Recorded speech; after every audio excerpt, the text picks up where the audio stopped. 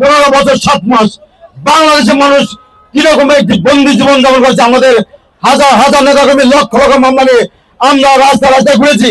তখন কিন্তু আমরা এই ইসলামী মূল্যবোধের তথাকথিত বিশ্বাসী জামাতে ইসলামী বাংলাদেশের কোন মানুষকে আমরা রাস্তায় দেখিনি। এখন তারা বলে যে ক্ষমতায় যাওয়ার জন্য যদি আঙ্গুল বাঁকা করতে হয় তাও তারা বাঁকা করে ঘি খাবে। আপনারা কি বলতে পারেন যে 1971 সালে জামাতের ইসলামের ভূমিকা কি ছিল? আপনারা কি বলতে পারেন 1947 সালে জামাতে ইসলামের কি ভূমিকা ছিল? বাংলাদেশের প্রতিষ্ঠার পিছনে, পাকিস্তান প্রতিষ্ঠার পিছনে প্রত্যেকটা বাড়ি কিন্তু জামাত ইসলামী বাংলাদেশ সব সময় কিন্তু বিরোধিতা করছেন।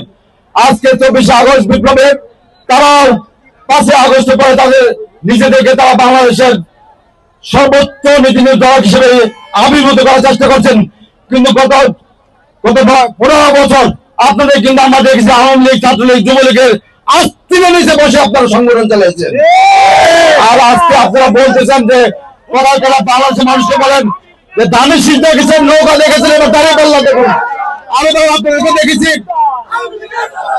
আপনাদেরকে মানুষ দেখেছে 1947 সালে, আপনাদেরকে দেখেছে 1971 সালে, আপনাদেরকে দেখেছে মানুষ 1990 সালে। আপনাদেরকে মানুষ দেখতে চায় না, কারণ আপনারা প্রতিটি সরকারের ক্ষমতার সময় আপনারা পরাগত ক্ষমতা ভাগ নিয়েছেন।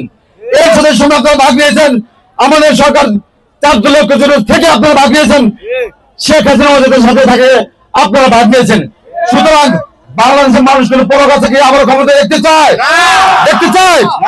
বাংলাদেশের মানুষ কি দেখতে চায়? বাংলাদেশ মানুষ কি দেখতে চায়? কি দেখতে চায়?